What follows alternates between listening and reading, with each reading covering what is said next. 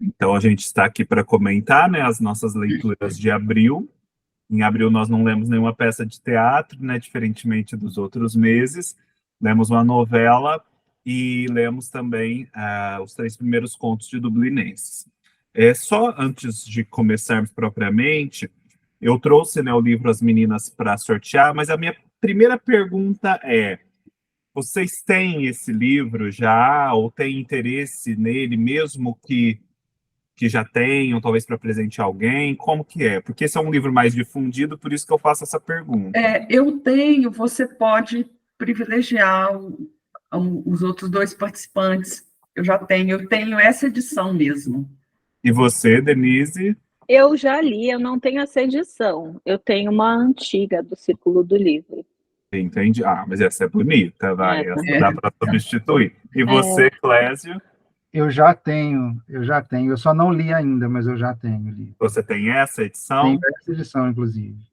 Ai, Denise, então, assim, se não entrar mais ninguém hoje, você Tá bom. ganhou por WO. Sorteio.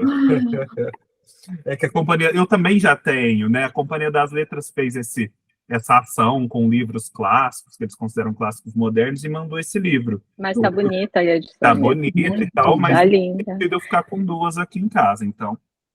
Que bacana, eu acho que vai ser bacana você substituir a sua, porque essa aqui é bem bonita, tem um aparato crítico, né? Que é Não, sempre um sim, texto claro. diferente. Eu já tenho seu endereço, em breve eu já lhe envio naquele mesmo endereço. Mas então tá. Então eu acho que assim, hoje, esse mês, a gente teve duas leituras contrastantes, pelo menos do meu ponto de vista.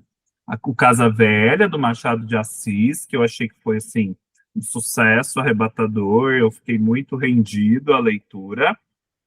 E aqueles textos de apoio que eu compartilhei no grupo, do John Gladson e da Lúcia Miguel Pereira, deu para compreender ainda mais do que ele estava tratando ali. E temos o início, né, desse Dublinenses, que é esse livro que dizem ser muito bom para se introduzir no universo do James Joyce. Depois viria o Retrato do Artista Quando Jovem, por fim o Ulisses, e para quem quiser se aventurar demais, o Finnegan's Wake. Eu gostaria de propor da gente começar falando do Dublinenses, primeiro porque são só três contos, e porque eu acho que a Dina também tem muito a contribuir aqui numa fala inicial, porque eu confesso que eu gostei do que eu li, mas não fiquei encantado e ainda não consegui encontrar uma linha interpretativa, uma linha de abordagem desses contos. A primeira surpresa da minha parte foi que não é uma linguagem complicada, caótica e muito inventiva, não. Eu achei normal, com uma certa marca de oralidade ali, são personagens às vezes populares, mas nenhuma grande experimentação. Então, foi uma leitura fluida. É uma leitura que você consegue entender também o que está acontecendo, existe uma certa linearidade, mas são episódios assim, flagrantes, episódios do cotidiano, que você não entende muito bem por que aquilo virou um conto. O que mais talvez ele esteja querendo contar com aquilo, né? Existe alguma camada simbólica, algum comentário que ele está fazendo nas entrelinhas que a gente não está percebendo?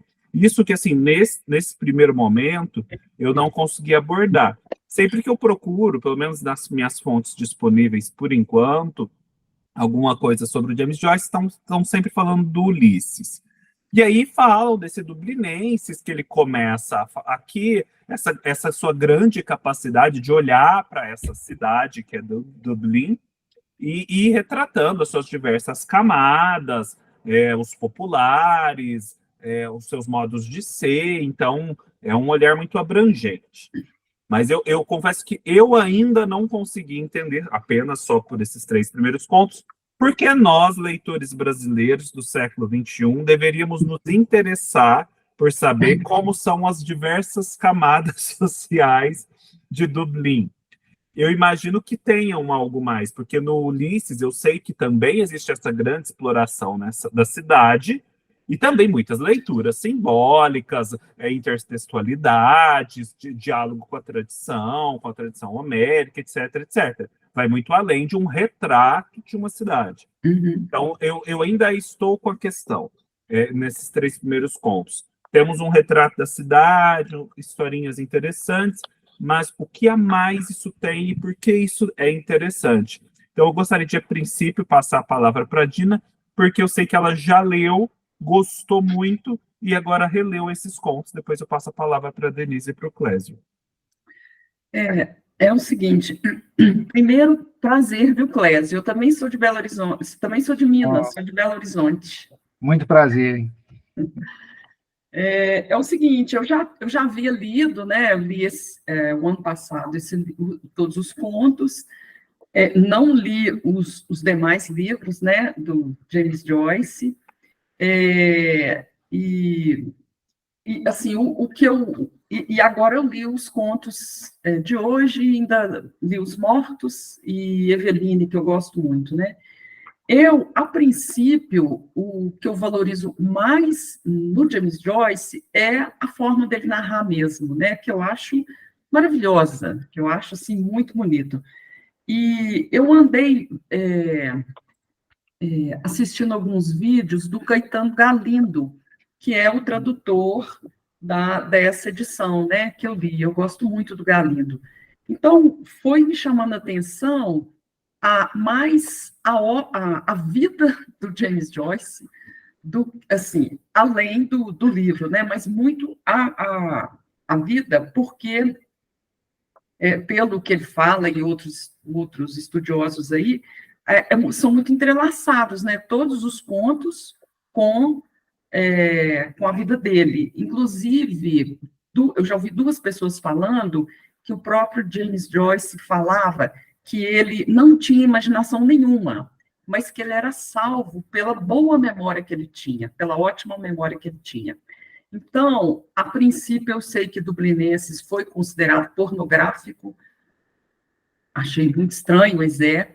Ulisses também, inclusive o Galindo fala isso, e o James Joyce teve muita dificuldade de publicar esse livro, porque ele era uma pessoa praticamente odiada lá em Dublin, porque ele, como o Lucas falou, ele retrata o que ele vê, os pontos geográficos são todos aqueles que estão lá, e todas as pessoas citadas são pessoas reais, e ele não mudou nome, não mudou nada. Então, ele teve muita dificuldade, ele teve muitos problemas com isso, né? E o que eu achei muito interessante também é o retrato de uma época, inclusive, eu vi outro dia um filme que tem no Netflix que chama O Milagre, que eu fiquei muito, muito bem impressionada, já é a segunda vez que eu vejo, e parece que era mais ou menos nessa época. Então, quer dizer, a Irlanda, ela era colônia do Reino Unido, né? E o Reino Unido não estava nem aí para ela, porque teve mais ou menos uns 40 anos antes do James Joyce nascer, houve uma contaminação por um fungo nas plantações de batata lá da Irlanda, que é a base da comida deles, da alimentação, né? Então, por aí surgiram muitas doenças, muitas mortes, todo mundo que pôde saiu da Irlanda, e aí a Inglaterra não socorreu a Irlanda. Então, eles ficaram lá naquela vida lá, ilhados, e tem até um estudioso outro dia que eu vi, que ele fala assim, sobre a questão nos contos da Dublinenses, de uma certa impotência, ou como o Galindo fala, sobre uma paralisia, que talvez seja um pouco por causa da domesticação inglesa, e aquela questão de estar numa ilha, e aquela coisa que a gente vê em alguns contos, que a pessoa parece que não resolve, né? Não sai do lugar, ela não se afirma. A Conte Eveline, por exemplo, ela fica naquele embate, ela vai, fica, então ela acaba ficando. Então, é aquela é aquela vidinha mesmo, né? E tudo ali muito verdadeiro. E aí, eu sei também que o James Joyce ele não se envolvia em questões políticas, mas ele, por 2 vezes, ele se manifestou que foi um poema apoiando, acho que era, eu esqueci o nome dele, mas acho que é Parvel, que era uma pessoa, um político que estava interessado em libertar a Irlanda, né, do Reino Unido. E uma outra vez que ele falou sobre a subserviência mesmo da, da Irlanda, né, perante o Reino Unido. E além dele ser muito perseguido, ele foi muito criticado por contemporâneos dele, né? Picasso, e outras pessoas, que eu até anotei outros nomes aqui, de pessoas que parece que não, o Henry Miller, George Orwell, que parece que são pessoas que mais por despeito criticaram ele e não apoiaram. Então, aí, uma certa hora lá, o Ezra Pound, gente, meu inglês é péssimo, mas não sei, o Ezra Pound, ele ajudou financeiramente o Joyce a publicar essas histórias, senão ele não poderia publicar. Então, eu acho que é toda uma história de vida dele que está aí. Antes da questão da contaminação de batatas, a família dele era super abastada. Tinha uns 9 filhos, né, o pai dele. E ele foi ficando, eles foram ficando pobres por causa disso, e depois eles foram mudando para, inclusive saíram depois da Irlanda, né, para fugir dos cobradores.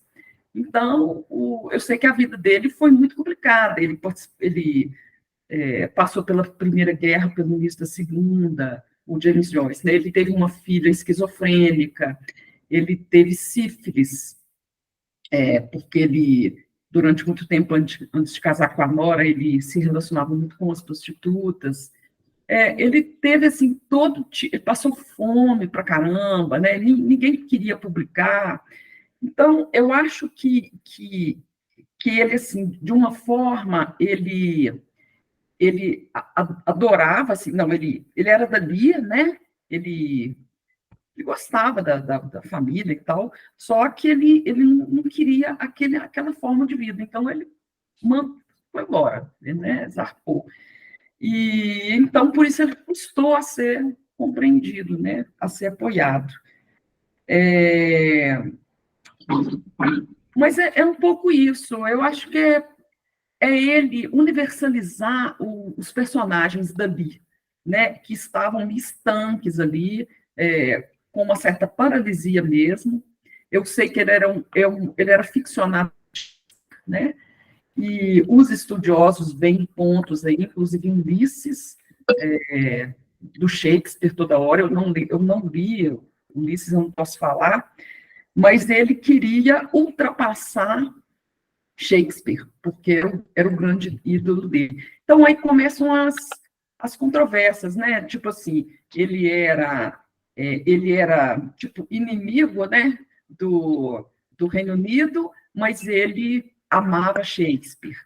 Ele queria ultrapassar Shakespeare. Ele vivia lá, ele era um super estudioso de um religioso, que era o São Tomás de Aquino, mas ele renegou totalmente a Igreja Católica. A gente vê isso muito nos contos dele, ele atacando, assim, ele falando da questão muito rígida, muito domesticável, assim, da Igreja, né? Muito dominadora. Mas, então, assim, ele tem essa questão, e, inclusive, dizem que no leito de morte da mãe dele, ele voltou para Dublin quando a mãe dele estava quase morrendo, e ele se negou a rezar, ajoelhar e rezar junto com a mãe dele. Então, ele carregou esse remorso pela vida toda. Eu acho que ele escreveu muito jovem, né? Entre 22 e 24 anos, ele escreveu esses contos, parece que em 1917 foi Os Mortos, mas ele já sabia da genialidade dele, né? E ele até falava assim: eu escrevi Ulisses, e vocês, o que vocês fizeram? Quando o pessoal começava a atacar ele, né? Então, talvez seja aquela questão mesmo de lidar com essa questão, né? Que talvez ele tenha escrito.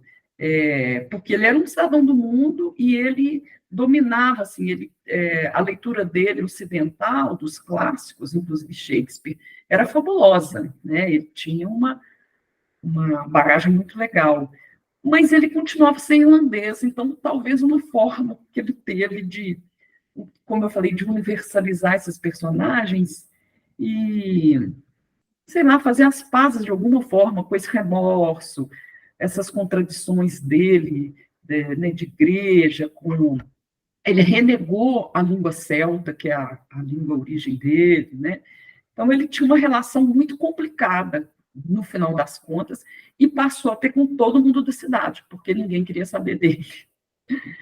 Então, essa é a minha leitura, não só minha, assim, mas pelas questões que eu já vi o pessoal falando, inclusive o Galindo, que eu respeito muito, né? Mas eu acho muito lindo, eu acho os contos, assim, aquele um encontro dos meninos, meu Deus, eu acho assim, fenomenal, assim, é mais o jeito que ele escreve mesmo, que me fisgou, né? E assim vai, assim, todos os contos. Ouvi dizer também, depois eu vou acabar de ler os contos outra vez, porque eu não tinha percebido, que é como se fosse uma divisão em três etapas a narrativa dele, né?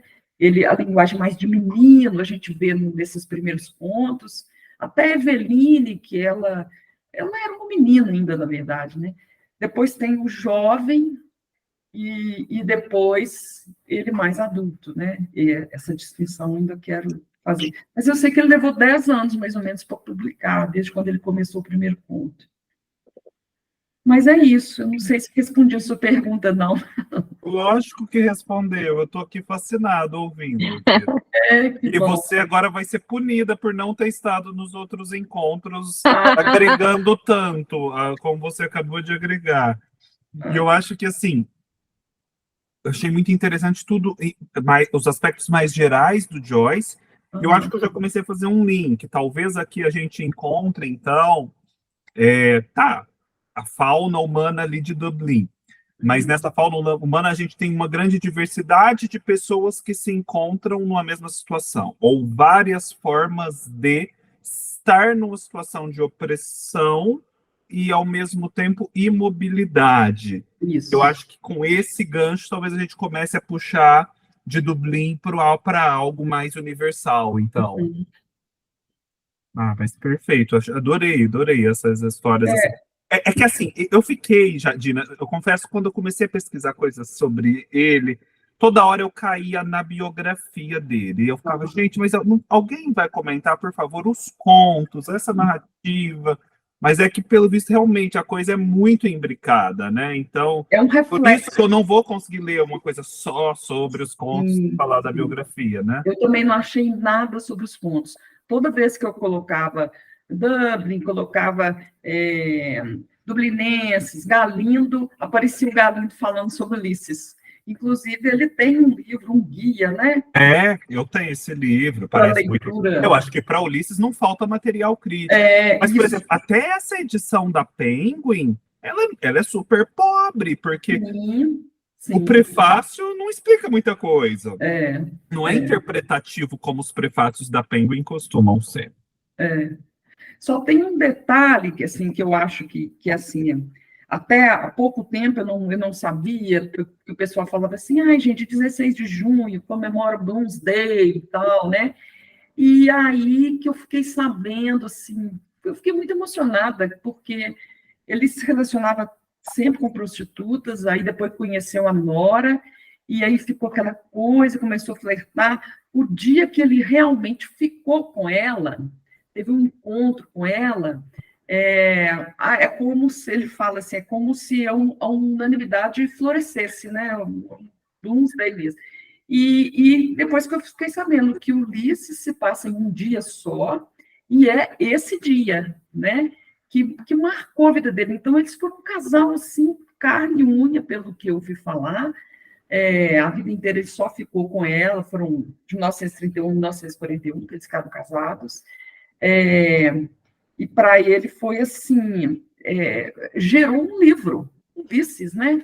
Então, isso assim, reflete, acho que explica um pouco também, assim, como que, desde Dublinenses, eu não sei se antes, acho que ele teve um livro antes, parece, não sei se é de poemas, alguma coisa, parece que ele teve, como que ele refletia tudo dele internamente e externamente, que era a cidade, e foi tudo para o papel. Foi tudo para o papel. É E questão da memória, né? talvez a gente possa pensar também a literatura dele como um modo de um ser humano elaborar a própria experiência em termos ficcionais, quando ele é tão marcado por essa experiência, porque nem todo mundo é marcado pelo que vive a ponto de guardar isso na memória e depois transformar em literatura. Às vezes as coisas vão simplesmente se passando e não sendo retidas. Ele era muito impressionável, talvez, né? Então, talvez, lendo o livro dele, a gente comece a penetrar na mente de uma pessoa impressionável pelo que está ao redor. E aí também compondo quem ele é, esse grande personagem por trás. É uma possibilidade. Mas agora eu passo a palavra para Denise. Denise, você leu os contos, o que você achou? Eu li, eu amei muito.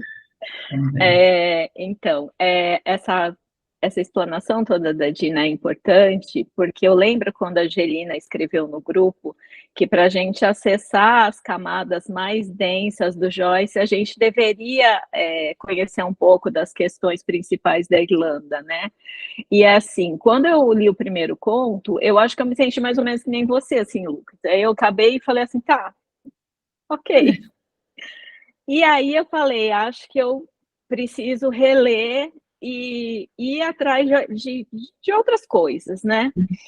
E daí, quando eu acabei de ler, eu li um texto da Carolina, deixa eu ver aqui o nome dela, onde ela falava sobre a tradução. Ela estava fazendo um curso de tradução, né? Uma graduação.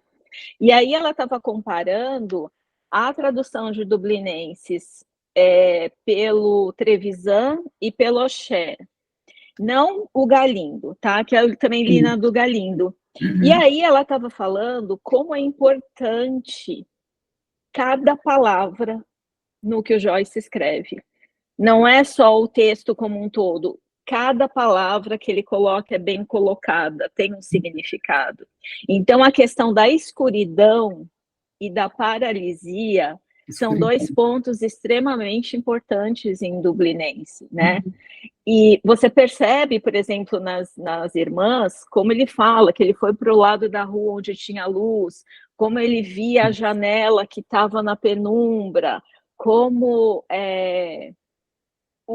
a pessoa estava em frente ao fogo. Então você tem o tempo inteiro, como ele ficou o padre, quando eles vão procurar pelo padre, ele está no confessionário, na escuridão do confessionário. Então você tem o tempo inteiro luz e escuridão, e você tem a paralisia, que era o que estava acontecendo, que ele julgava que estava acontecendo com o povo naquela época, que, né, em questões políticas e religiosas que eram tão frementes, né, naquela época. E aí, lendo esse texto dela, e ela comparando as traduções, ela fala que, por exemplo, o Trevisan, que eu acho que foi a primeira tradução que a gente teve aqui no Brasil, ele faz substituições, por exemplo, para a palavra dark, para não ficar repetindo toda hora escuro, escuro, escuro. E ela fala, na verdade, não deveria ser, porque ele quer fazer isso. Ele quer que essa palavra se repita. E aí, depois que, enfim, eu li esse texto, eu acabei, Carolina Alfaro, da PUC do Rio de Janeiro, agora tinha o nome dela ali, é que eu fiz umas anotações, mas está no celular. Eu resolvi que eu tinha que ler em inglês. Então, eu li em português e aí eu li em inglês, os 3 contos. E realmente, eu acho que por melhor que seja a tradução, a gente perde muita coisa. Muita sutileza, sabe? E é muito. Eu confesso que eu não a vi, só interrompendo você brevemente, Eu nem Ah. havia cogitado a possibilidade de ler esse livro em inglês, justamente. Joyce, caótico, confuso, não vou conseguir. Mas lendo o texto em português, dá para ver que em inglês vai ser tranquilo. Deve ter sido, né?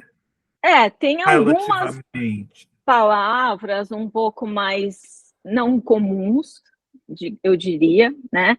Eu tive alguma dificuldade com algumas palavras, mas eu acho que dá para ler. Não sei o seu nível de inglês, mas Não, eu vou procurar, vou fazer essa tentativa. eu acho que vale muito a pena. E uma coisa muito importante, eu achei que essa edição que a gente está lendo, né? Eu não sei se todo mundo está lendo pela tradução do Galindo, né? Essa. Tem pouquíssimas notas. Sim. E a tradução, esse original, ele está com várias notas que são muito importantes para você entender o texto, para você entender até o contexto, você entendeu? Por exemplo, eu não sei se foi nesse primeiro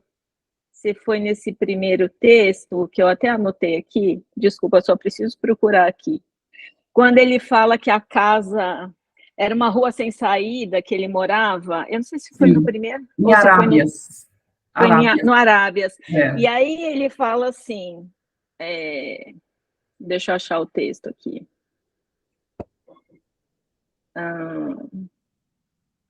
É que eu anotei tanta coisa.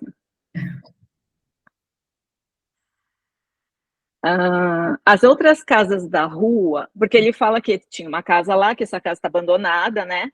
E aí ele fala da casa que ele mora e do lado, né? Então ele fala assim, as outras casas da rua, conscientes das vidas decentes que abrigavam, ficavam se olhando com semblantes castanhos e imperturbáveis. Quando você lê semblantes castanhos e imperturbáveis, ok, você pode até falar, não, então, casas austeras, né, casas mais, porque ele está falando de decência, né, está falando de uma coisa mais correta, né, aí ele estava explicando, isso aqui que eu estou falando que estava explicando, agora eu já nem sei de onde eu peguei isso, mas eu acho que foi de um texto, e aí eu vou falar para vocês, tem um livro, sim, desculpa, que ele analisa cada conto de Dublinense, só que é um livro que está em inglês, que é da Margot Norris, que eu acho que eu marquei lá no grupo, e eu acabei achando esse texto num PDF, e eu não li o texto inteiro, mas, enfim, quando ele fala esse castanho das casas, ele está se referindo àqueles tijolinhos comuns na Irlanda, na Inglaterra, ali no Reino Unido, de modo geral, que são aqueles tipo aqueles pastilhas. tijolos, são aqueles tijolos escuros, sabe, que são comuns nas casas lá, né, que tem até um nome do tal do tijolo e do fabricante, né, e o Joyce, ele chega a falar sobre esses mesmos tijolos no Stephen Hero, que é uma autobiografia anterior a Retrato do Artista Quando Jovem, e ele usa essa questão dos tijolos, falando que uma destas casas de tijolos marrons que parecem a própria encarnação da paralisia irlandesa. Então, veja que o castanho que ele se refere ali, que está se referindo aos tijolos, e os tijolos para ele trazem essa memória da paralisia irlandesa. Então, tem todo um significado que a gente, a princípio, não pegaria, né? Então, eu acho que, assim, tem muitas notas e também muitos textos que são importantes para a gente entender melhor a obra do Joyce, mas que a gente não tem tradução aqui, né? Como vocês estavam falando, a maioria das coisas que a gente tem estão falando de Ulisses, né? Tem uma parte, por exemplo, eu gostei muito desse primeiro conto, tá? Pessoalmente, talvez dos três, eu acho que foi o que eu mais gostei. E esses contos, eles foram revistos em determinado momento, o Joyce fez uma modificação nestes contos, né? E pelo que eu li, no início, quando ele escreve esses contos, ele não falava de paralisia, ele não falava, ele não dava um sentido duplo de que pudesse ter algum assédio ali, Mas depois, quando foi decidido que este conto seria o conto que abriria o Dublinenses, aí ele deu uma lapidada nesse conto para que ele fosse realmente essa porta de entrada para esse universo que é o Dublinenses, né? Então ele tem uma certa modificação posterior. Uma outra coisa que eu reparei nesse conto, por exemplo, e em relação ao terceiro, que eu não sei se vocês viram, pode parecer um detalhe, mas em se tratando do Joyce, eu diria até que não. Quando ele retrata o Sr. Cotter, que está na casa do rapaz, né, do menino, né, ele fala que ele está descendo, que ele vai lá dar a notícia de que o padre morreu. Então, ele fala que ele está descendo e o padre, ele está em frente ao fogo, uma coisa assim. Quer ver? Deixa eu ver se eu acho aqui as anotações que eu coloquei. É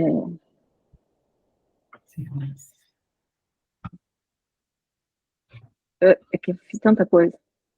O velho Cotter estava sentado diante da lareira, fumando, quando eu desci para jantar.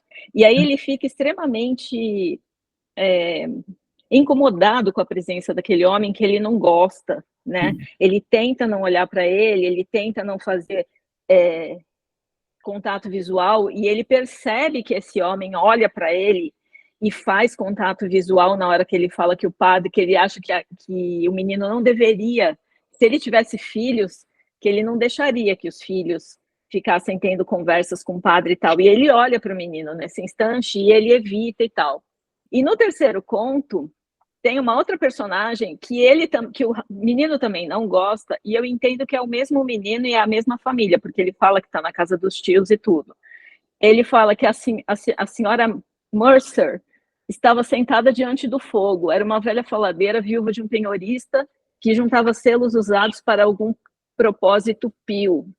Tive que aturar a fofoca da mesa de chá, que também é um momento em que ele está angustiado. No primeiro, ele está angustiado, porque a questão, ele ainda não sabe que o padre morreu, e ele está naquela questão, né? Ele ainda está preocupado com aquilo. E nesse Arábias, ele está preocupado em ir logo para o bazar, e tem aquela mulher lá empatando tudo, e essa mulher está na mesma posição em que estava o Sr. Cotter no primeiro, não sei se é uma coincidência, mas foi uma coisa que eu reparei que aconteceu, né? Então, assim, eu acho que tem várias notas que são importantes. Por exemplo, voltando nessa questão da tradução, que pode parecer um detalhe, mas para mim não é, tem um momento no primeiro livro, na primeira história, em que eles vão atrás do padre e o padre sumiu. Eles precisam do padre para alguma coisa, o padre sumiu. E aí eles encontram esse padre num confessionário, né? E aqui eles dizem assim, o texto, né, original é sitting up by himself in the dark of his confession box. O Trevisan, ele falou que ele estava sentado no confessionário sozinho. Ele não faz menção para a escuridão. Esse é um tipo de tradução. E a escuridão ali é importante. Com certeza. Já o Oxé, ele fala sentado sozinho no escuro dentro do confessionário. E o Galindo, ele coloca sentado sozinho no escuro dentro do confessionário dele.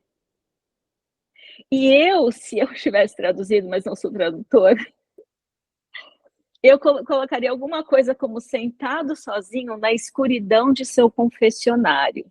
Porque, para mim, ali nesse texto, o confessionário não é só um lugar físico, o confessionário onde o padre recebia as pessoas. É também aquele lugar que a gente tem dentro de nós, onde a gente tem coisas que a gente não confessa a ninguém, sabe? É o seu interior, é o porão da mente humana, né? É aquele lugar secreto. Então, você vê que não é tão fácil assim, né? Fazer a tradução de um texto quando ele tem tantas camadas e tantas coisas para te dizer, né? E eu, cada vez que eu vou lendo alguma coisa, cada vez que eu vou atrás de mais alguma coisa, eu vejo algo sobre esses contos, ou eu releio partes, porque eu reli várias vezes. Eu voltei, aí eu li aqui em português, aí eu li em inglês, aí eu comparava. E eu não sou nenhuma expert em inglês, tá, gente? Não sou. Mas eu vi que me enriqueceu demais. Então, eu acho que é uma experiência. Por isso que eu achei maravilhoso, aliás, a gente só ter pego 3 contos. Porque eu falei assim: eu passei 3 dias só no primeiro conto. Só lendo, relendo, procurando alguma coisa. Então, assim, e foi muito rico para mim. Eu gosto de fazer isso. Eu vejo que tem pessoas que não gostam, que falam assim: eu quero ler o texto, ele tem que dar o recado dele ali e acabou, e eu não quero ter que procurar nada. Mas eu, particularmente, amo. Quanto mais aquilo me fizer pensar, quanto mais eu puder trocar ideia com outras pessoas e me falarem coisas que, nossa, eu não sabia, não tinha percebido, eu acho que mais me engrandece, assim. Então, para mim, essa experiência de estar lendo Dublinenses está sendo simplesmente maravilhosa. Eu estou adorando. Ah, meu Deus, olha, hoje o encontro tá muito bom, porque eu tô assim. Foi ótimo E falar o que eu essas acho palavras dela. bacana é justamente quando eu não curti tanto livro e que no encontro a coisa começa a se transformar. Um grande caso de sucesso nesse sentido foi o nosso. Foi o encontro já. Sobre as 4 peças do Chekhov, lá do ano passado. Eu tinha gostado, mas assim, gostei. Cheguei aqui ao encontro, as meninas começaram a falar um monte de coisa, um monte de coisa. Aí eu falei, nossa, é mesmo, hein? Realmente faz todo sentido. E eu fiquei com aquilo na cabeça. Aí eu comecei a, né, porque daí eu já ia me preparando para o vídeo, eu comecei a ler um monte de coisas, comecei a assistir um monte de filme, comecei a... O que mais que eu fiz? Li, assisti filme... assisti filmes que eram baseados explicitamente, outros que eram inspirados, reli muita coisa. Nossa, no final se tornou uma das melhores leituras do ano. Então, assim, cresceu demais, cresceu demais. E eu acho que está acontecendo justamente isso com o Dublinenses, né? Mas, assim, o Dublinense eu não tinha formado nenhum veredito. Eu só expus, na verdade, a minha perplexidade inicial, mas totalmente passível de ser reformulada. E você, Denise, eu estava vendo aqui esse livro da Margot Norris. Você tem ele, porque ele é assim, caríssimo. Não, eu não tenho. Eu achei o texto em PDF, na verdade. Mas O uma livro parte inteiro? o livro inteiro. Eu acho que é o livro inteiro. Eu não olhei ele inteiro, Ai, sinceramente. se você se sentir confortável, Não, lógico. claro, se Porque, eu. assim, é um livro que está totalmente inacessível, praticamente R$ 400 na Amazon, não tem nem em e-book. Não, e eu nem. Eu não estou comprando livro, né? Não, esse Estou é aqui meio... resistindo. Não, esse, se você se sentir confortável de compartilhar Não, lá no grupo, eu claro, agradeço. claro, Se claro. tiver mais algum, por exemplo, o Cambridge Companion, também, porque o Cambridge Companion é R$ 246 e o e-book é R$ 180. O e-book. Nossa, você vê. Muito caro mesmo. Muito. Ô, Denise e vocês, Lucas e Clécio também, você chamou atenção sobre a questão da escuridão, e realmente eu marquei vários pontos aqui que ele fala, na escuridão do meu quarto, escuridão. Vocês acham que isso também é para contrastar com o Reino Unido, aquela questão ali que ele via a, a cidade dele como uma coisa menor, uma ilha lá despocada, tipo assim, não estava iluminada, ela estava, tadinha, relegada, né?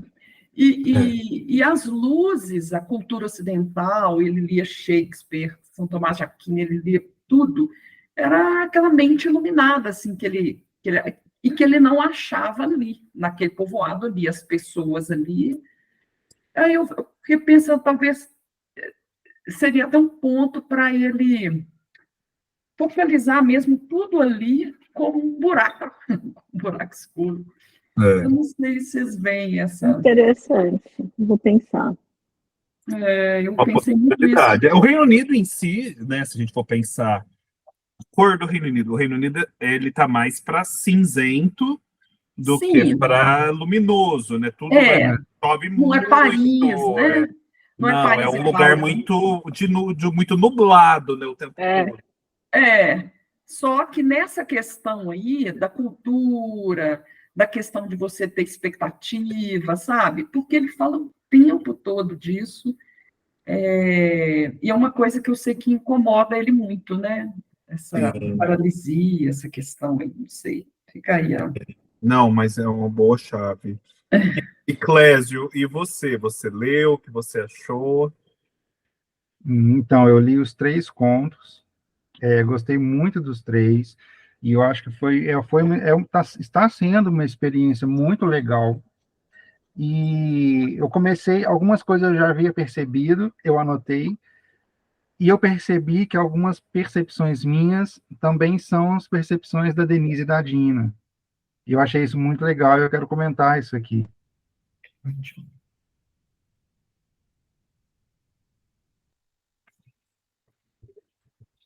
E será que paralisou? Clésio, gente, você parou ou nós não estamos te ouvindo? Tá totalmente congelada a imagem, né? Clésio, lembra que às vezes é melhor você cortar a sua imagem e deixar só o áudio quando você for falar, que daí pesa menos. É uma possibilidade também. Repete, por favor. Não, eu digo assim, se a conexão não está segurando muito, às vezes é melhor enquanto você estiver falando, você deixar sem sua imagem, que daí fica só o áudio para ser carregado aí pela conexão. Então, peraí. Vocês estão me escutando? Sim. Então, tá Sim. bom. Então é o seguinte, gente. E aí eu percebi isso, sabe? Que existe uma linearidade.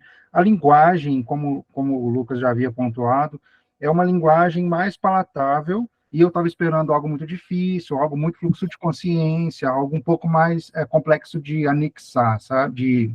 De acessar. E não foi isso que eu encontrei. Apesar que há, sim, uma complexidade mais profunda a ser analisada, eu achei bem mais acessível, sabe? Em questão de linguagem, acessar o texto do Joyce pelos contos. Eu achei bem mais acessível. E eu achei uma coisa muito interessante, que eu vou falar nela, que é essa. E aí, eu não sei. Clésio, cortou justamente a hora que você falou que era interessante. As questões Ai, que raiva. Na parte não é legal. Volta, na parte que era interessante. Como a gente, é, como a gente comentou, ele é um conto escuro, e essa parte da escuridão, do dark, ela está presente no texto o tempo todo. E aí, existe uma outra questão também, que é a questão da liberdade, que o garoto, o menino, ele se sentia de alguma forma preso ali naquela situação com o padre. E com a morte dele é como se ele tivesse se libertado, ou seja, se aberto para a luz. Quando ele sai lá para fora e viu a luz, né? E aí eu marquei um trechinho aqui e eu queria ler também, como a Denise fez, eu posso? Claro. Essa, quando ele sai, ó, ele fala assim: achava estranho que nem eu e nem o dia estivéssemos de luto, e até me aborrecia ao perceber em mim uma sensação de liberdade, como se a morte dele tivesse me libertado de alguma coisa. Então, essa parte do claustrofóbica, do conto ser mais fechado, ser mais escuro, mais denso. E aí, quando a gente parte para o segundo e para o terceiro, a gente percebe que o ambiente muda. Já é um conto mais iluminado.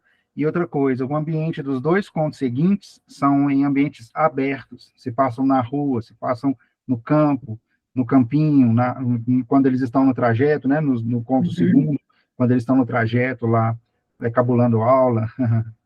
Então, são contos mais iluminados, que se passam durante a luz do dia. E eu também percebi esse contraste, sabe? De aberto, livre, claro, nos dois contos seguintes. no encontro em Arábias.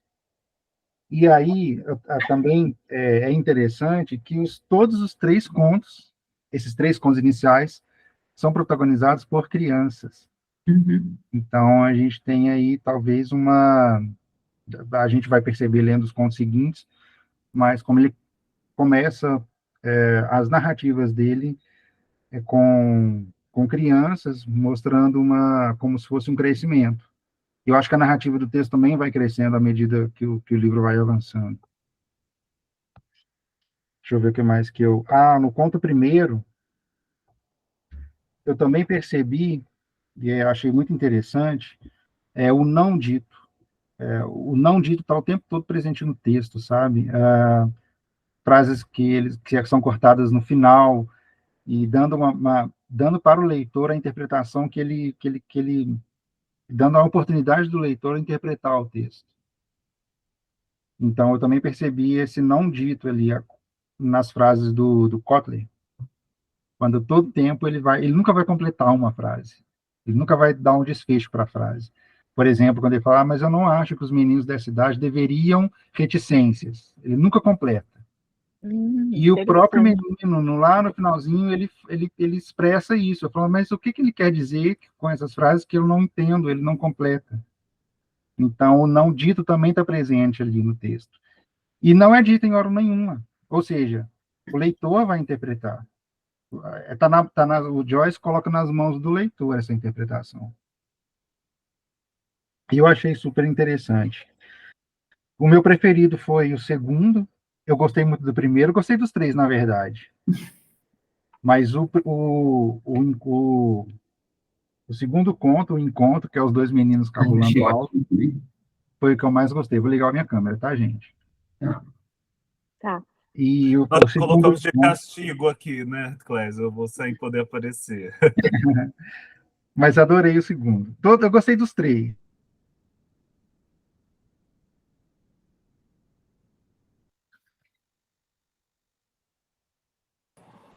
Falhou de novo, Clésio. Pior é que quando falha eu paro, assim, tipo... É... Parou.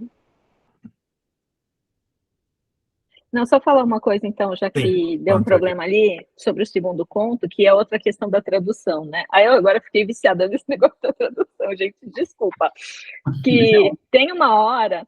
Imagina se você for ler Ulisses, hein? É mesmo. A única obra que eu tinha lido do Joyce até então era Os Mortos. Eu não li mais nada. Desculpa, viu, Cláudio, mas é que como você deu uma parada aí, eu aproveitei para falar. Porque tem uma hora que o cara pergunta para os meninos se eles têm alguma dama, não é isso? Sim. Vocês lembram se é dama que ele usa? Dama. Dama. Então, ele fala, vocês têm alguma dama? E os meninos respondem dama também, né? Ele usa dama nos 2 casos. Só que no texto original, ele pergunta se eles têm alguma sweetheart, né? Que seria uma namorada, uma querida, enfim, uma namorada, né? Uma menina, assim, enfim. E o garoto, que acho que é o Marrone, ele fala que ele tem 3 totis, que na verdade tem um sentido mais vulgar. Ele fala que ele tem 3, são tipo gostosas, sabe? 3, no sentido mais sexual, entendeu? E aí eu fiquei pensando se o fato do menino ter respondido desse jeito não acaba levando o conto para um lado mais erótico, digamos assim, que não é erótico, né? É até meio de abuso, né? De certa forma, porque os meninos veem que ele se afasta, ele vai lá para um canto, lá para a floresta, que aliás até seria o escuro, né? Ele sai daquela claridade, vai no escuro fazer alguma coisa, que o menino até fala, olha lá, o cara, ele tá fazendo? Né? O que ele tá fazendo? E o outro, porque esse menino tá mais, tipo, ele fica, acho que andando, né? O outro que fica ali começa a ter medo. Ele começa a ter medo, né? E aí ele acaba dando uma desculpa para sair e para ir embora, mas ele fica com medo. Então eu fiquei pensando, né, se ele está ali sondando os garotos e com o jeito que eles estão respondendo, se ele não ficou ainda mais nessa pegada, entendeu? Sei lá, talvez ele tivesse intenção de pegar os meninos ali, não sei, levar para algum lugar. Tanto que o garoto ficou com medo, né? Então são coisinhas, sutilezas, que eu acho que a gente vai percebendo que vão levando, às vezes, a gente para um outro caminho, pensando se a intenção não é a gente pensar determinadas coisas, né? Apesar de que... de surra também, que tem vontade de dar uma surra, aquele cara é bem vulgar mesmo, nossa, né? Aquilo é horrível, né? Essa intenção assim, de abuso, que o menino sai de lá desnorteado, né? Não, porque assim, ele começa falando de um jeito meio moralista, tem um contraste, né? Sim. Ele começa falando de um jeito meio moralista, porque ele fala, vocês não deviam falar desse jeito. Eu não lembro direito como que é, assim, esse que ele fala, mas depois ele já fala, ele pergunta para o outro, né? Ele fala, esse seu amigo é muito grosseiro, ele costuma apanhar de chicote. Aí o garoto, tipo, o quê? A gente não é aluno da escola tal, que era uma escola, sei lá, inferior, né? E aí ele começa a ficar falando essas coisas. Como é que é? Quando eu era um menino, era grosseiro e rebelde, a única coisa que podia ajudar era uma bela de uma surra de chicote. E aí ele começa a entrar nesse universo bem estranho, né? Esse conto também. Uma coisa... Pode falar, Clécio, desculpa, pode falar. Eu também percebi essa sugestão bem sutil de abuso, e num primeiro momento eu imaginei que esse rapaz, esse adulto, ele fosse louco. Então eu comecei a interpretar pela loucura, sabe? Que era um rapaz louco. Mas depois as conversas foram me levando a interpretar de outra forma, entende? Porque são sutilezas, são detalhes. São detalhes. Não, eu só ia... Pode falar, Clécio. Não. Só para finalizar, o último conto, Arábias, que também é um menino, e ali eu percebi também que eu destaquei foi a solidão. A solidão e a expectativa do menino que não foi cumprida, né? Ele foi deixado sozinho. Ele tinha uma expectativa e não foi cumprida, que é encontrar a menina lá que ele queria. E a solidão também, a solidão foi uma coisa que muito palpável nesse conto, que eu percebi bastante. O Clécio, você tem razão. Para mim, agora que você falou, essa áurea assim, do menino, assim, nos 3 contos eu senti essa solidão. Sim, também. Porque, inclusive, no primeiro, quando ele está lá, o tio, aquele cara, né, aquele senhor lá e tal, aquela coisa, e ele está lá, assim, medindo o que ele vai falar, parece que ele está sempre no mundinho dele mesmo. Exatamente. Então, gente, eu acho que esse menino... E é interessante perceber que o menino, no primeiro...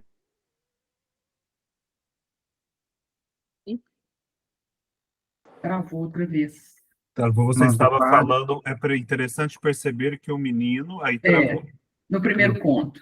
No primeiro conto, que... Deixa eu... Vocês estão me escutando? Sim. Que no primeiro conto, ainda que há cenas em que o menino está com a família, ou com as 2 irmãs lá do padre, ainda assim é um conto em que ele parece estar muito sozinho. Quando ele sai à rua, quando ele começa a pensar, então é um conto que a solidão também está presente ali. Lucas. Não, eu ia falar que, assim, apesar de todo esse caráter sombrio, eu percebi uma grande vitalidade nos contos. Uma vitalidade que eu também percebo na escrita da Virginia Woolf. Uma vida pulsando, ainda que ali no James Joyce com muitas dificuldades, mas é uma vida pulsante. E aí eu fiz a associação, né? Porque o Mrs. Dalloway, que tem muito isso, é um pouco um diálogo direto com o Ulisses, né? E esse Dublinenses vai justamente acabar no Ulisses lá na frente. Então, essa vivacidade dessa sociedade muito movimentada, desses personagens muito ativos, isso eu consegui perceber e sentir, E eu sempre acho muito bacana em contos. Sabe por que que eu citei a Virginia Woolf? Hum, Porque quando eu lia os contos de Virginia, eu percebia que os contos, eles faltavam um final, assim, eram contos muito... Você lia, lia, lia, quando chegava no final, mas é isso. E no James Joyce, ele finaliza o conto. Eu percebo que ele finaliza o conto. O conto ele começa, tem um meio, tem o ápice, e até chegar no final, o conto finalizou, tem um desfecho. Na Virgínia, não, né, não todos, claro, obviamente, mas a maioria eu percebi essa falta de finalização de um pensamento, de uma cena. boa, boa observação, realmente. Também achei. Aqui, agora, vocês, é da minha cabeça, eu não entendi, ou vocês também sentiram assim, uma sutileza de abuso no primeiro conto? Aquela questão ali mal contada daquela hora no altar, que o padre estava muito nervoso, o menino, foi culpa do menino, parece que, não sei se o padre estava abaixado, eu achei aquilo ali muito esquisito. Você se... Na verdade, eu senti, Em mas não inglês em você leu relação essa a parte? essa cena. Eu senti primeiro quando esse senhor Cotter está na casa dele e fala que não deveria deixar, que Sim, se ele tivesse sim. filhos, ele não deixaria ter em contato com o padre. E ele olha para o garoto, tipo, E eu sei fala o do seu desvio. segredinho. É tipo, é isso. A E é tipo, irmã dele fala desvio, que ele era um desviado. é, E assim, ela. eu senti um clima enviesado.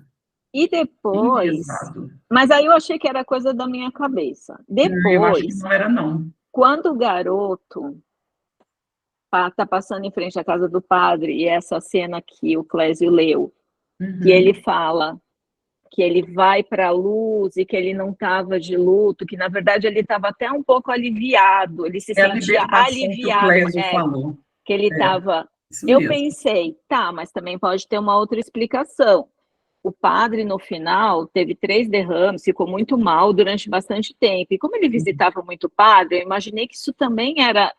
Imagina, se para um adulto cuidar de um adulto já é terrível, de alguém que está perecendo, está vendo que a pessoa vai morrer, né? Que, sei lá, começa a cheirar mal, ele não conseguia se mexer, ele tremia, não conseguia pegar as coisas. Eu falei, e ele indo lá, né? Aquilo também para uma criança ficar num ambiente escuro, cuidando de alguém, quando ele podia estar lá fora, brincando na luz, tananã, também seria um alívio. Mas também poderia ter essa conotação Eu acho. sexual, né? Então, é aquilo que eu falei sobre o texto que eu li, e que a moça fala isso, que quando ele escreveu a primeira vez esse texto, não tinha nenhuma sugestão de abuso, nem paralisia, nem fazia menção àquelas palavras, o gnomon, a simonia, não existia isso. Isso foi uma modificação depois, quando ele quis que esse conto fosse o primeiro do Dublinenses, né? Então, eu não sei se aí ele já tinha essa intenção, que a gente pensasse num Eu acho que possível sim. abuso, né? Mas, sim, eu pensei que poderia ser, sim. A própria irmã fala assim, pois era um homem desapontado, dava para ver. Eu acho que a questão que o Clésio levantou da libertação, que eu achei assim, isso mesmo, é fundamental. Parece que desde o começo o menino estava assim. Primeiro eu pensei, será que é porque ele explicava um monte de coisa, de liturgia, de essas teorias de igreja que o menino não alcançava, que era chato, ele queria estar, igual o Clésio falou nos outros contos, ele queria estar solto na rua com os meninos, correndo até um risco, né, de um encontro mais solto do que lá com o padre velho falando na cabeça dele sobre religião, ou não, entendeu? Aí eu pensei, ai, que bom, tipo assim, tô livre daquele cara, eu não posso falar nada, porque ele era um menino sozinho, ele nunca ia confessar uma coisa dessa. E essa questão ali foi muito esquisita, porque citando Clésia outra vez, cheio de reticências quando fala daquele momento do cálice e tal. Foi aquele cálice que ele quebrou, 3 pontinhos. Foi ali que começou, sabe? Tem um menino, foi culpa do menino. Mas o coitado do James, que era o padre, estava tão nervoso. Por que ele estava tão nervoso ali? Por que ele estava nervoso ali? O que ele estava fazendo que ele estava nervoso, né? Então, Mas essa questão, eu acho também da gente falar, o menino não falava, às vezes você não tem a real noção do que é aquilo, né? Tem que pensar nisso. Uma criança... É o abuso, que quando te ela deixa é numa abusada, situação... nem sempre ela tem essa noção de que estou sendo abusado. Não, tanto que ele fala bem do padre, ele fala ele passa na frente e fala, eu queria entrar, eu queria ir até o quarto dele. Quer dizer, então ele tem essa relação que se torna dúbia a partir do momento em que ele fala, mas, nossa, eu estou me sentindo livre de certa forma. Aí foi ali que, né, que cria essa situação, né? E por isso que é tão interessante, né? O texto é tão fantástico, né? Você fica não dizer, pensando. Agora, Clésio, eu novamente, acho... não dito, né, Clésio? Não dito, é marcado pelo não dito. Agora, para mim, não sei se vocês pensam assim, o menino seria o mesmo nas três histórias. Vocês não veem assim? Sim. Vocês viram como outra pessoa? Sim. Não, eu vi como esse menino mesmo. Sim. Porque no terceiro ele, inclusive, fala da tia, né? Do tio. Então, eu entendo que esse garoto, ele não foi criado pelos pais, né? Ele foi criado pelos tios, né? O que Agora, também... na biografia, Denise, eu não achei nada nesses vídeos que eu vi sobre essa questão, porque eu sei que o James Joyce, quando ele nasceu, a família dele já estava pobre, com o negócio das batatas, o pai dele é alcoólatra, ficava mudando, né, para fugir de cobradores, então ele estava numa situação ruim. Pois é, aí eu fico pensando, não fala hora nenhuma quando que os pais dele morreram. Pelo menos eu não achei isso. Ah, não, só a mãe, né? Que quando ele volta, ele tá no exterior e ele volta. Sim. A mãe. Mas aí ele já era mais adulto, né? Já era adulto.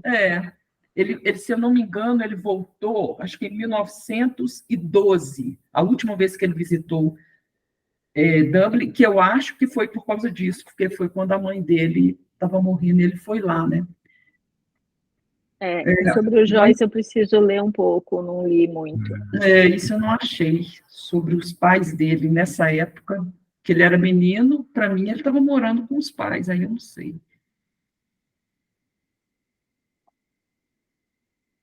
Mas ler em conjunto é muito bom, né? Não, totalmente, gente. Esse é o tipo de... A leitura cresce muito.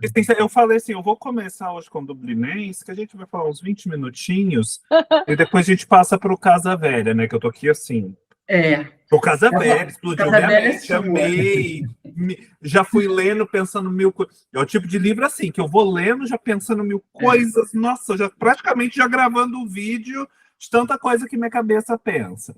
Agora, o Dublinense, eu digo, interessante, tipo assim, e aí? O que a gente faz agora? Que eu achei engraçado. E agora vocês estão falando, eu falo, meu Deus, como o ser humano consegue ter experiências tão diferentes. E assim, mas eu percebo que eu vou conseguir ter essa experiência que vocês tiveram relendo agora com todas essas informações. Mas é muito fascinante isso. E por isso que a gente não pode se fiar só no gosto pessoal, tem hora, né? O gosto pessoal é importante, mas tem hora que a gente tem que dar umas insistidas. Não, eu achei interessante que quando você começou, você falou, não, vamos começar pelo Dublin, são só 3 contos. Eu falei, olha, se eu falar tudo que eu tenho para falar... Peraí, o Mortos não era hoje, não, né? Os Mortos? Não, a gente está lendo 3 na sequência mesmo, né? Nessa então aqui, os Mortos, acho que é o último. Mas olha que legal, a gente vai falar de Casa Velha que você falou, né? Você ficou arrebatado e tal. Eu assisti seu vídeo, inclusive, que já foi maravilhoso. Uma novela que não me pegou tanto. Sério? E aí, e justamente eu quero que isso aconteça agora. Pois é, você ouvindo viu vocês, a entendeu? resenha dele, né? Eu achei, eu fui com aquela mas nega, se eu não te convenci com a resenha, eu não vou convencer agora, não, Denise. para mim, assim, eu já tinha gostado demais. Eu adoro essa narrativa, essas artimanhas machadianas, mas depois que você contextualizou, para mim, aí passou a ser um dos meus Não, mas foi muito bom. Muito bom, né? Eu acho que, assim, a primeira coisa, fazia tempo que eu não li o Machado, parece que, assim, a língua portuguesa que funciona dentro do cérebro da gente é como se ela fosse depurada. É verdade. Parece que, assim, fica tudo mais claro, tudo se encaixa melhor as palavras quando a gente vai usá-las, porque ele tem esse efeito depurador, é excelentemente, nossa, que palavra horrível, nem sei usar a palavra, tão boa que é a escrita dele, como ele emprega bem as palavras, como ele usa a língua assim com maestria. É inspirador demais. Aquilo, assim, é evidente que é algo muito diferente do comum. E aí, mas assim, mais do que isso, né? Eu enxerguei muitas camadas simbólicas ali. Eu já parti direto para aquela história da identidade nacional, da questão do apadrinhamento, que é muito interessante em Machado, que cria essa classe média subserviente, que tem que depender de favores e puxar saco para se estabelecer no mundo, que forma a sua personalidade nesse lugar periclitante e sempre instável, ou seja, é uma personalidade fraca, isso vai se manifestar na sociedade de diversas formas. E, e o que eu acho muito interessante, né, resumindo muito o que eu já falei lá na resenha, quando ele insere essa questão do incesto. Isso para mim foi uma sacada na qual eu nunca tinha pensado, porque na formação nacional, né, tinha esses senhores patriarcais que ficavam com as escravas, com as mulheres mais jovens, tinha aquele monte de filho ilegítimo, nem sabia quais eram os filhos, eventualmente nem as mulheres saberiam quem eram os pais, se elas tiveram que se submeter a isso com muitos homens. E no final, a verdade é que todos eram irmãos consanguíneos mesmo naquela sociedade, né? Mas vivendo situações muito diferentes. Então, o incesto, ele era de fato uma possibilidade constante nessa sociedade, se é que ele não se consumava de fato, né? Aí a gente pode lembrar lá das tragédias gregas, das maldições que decorrem do incesto, o que na nossa sociedade que anda mal não seria a maldição de incestos consumados, e também o fato de que essa questão do incesto não seria uma desculpa inconsciente da própria elite para justamente evitar o incesto, nunca se misturando com essa classe. Isso, assim, é uma coisa que eu tenho que elaborar ainda mais, mas eu achei muito sugestiva essa imagem do incesto como um componente da formação da identidade nacional. E dessa psicologia muito própria da elite brasileira, que é muito particular mesmo, que a dona Antônia representa muito bem, que é a de fato gostar da Lalau. Não dá para dizer que é da boca para fora que ela gosta da Lalau. Ela gosta mesmo. Só que esse gostar, que em vários sentidos pode se expressar de uma forma muito carinhosa, expansiva, com cuidado genuíno, ele encontra um limite. E quando ele encontra esse limite, esse limite não pode ser atravessado. Então, que personalidade cindida é essa, né? Que consegue amar genuinamente de um lado, mas não admitir que aquela outra pessoa ocupe o mesmo nível social. Então, essa psicologia da elite também eu achei muito fascinante e muito bem representada na Dona Antônia. Ô, Lucas, essa foi a única coisa que você falou lá no seu vídeo e que você falou agora, que eu fiquei pensando. Você tem essa certeza que ela gostava da menina, realmente?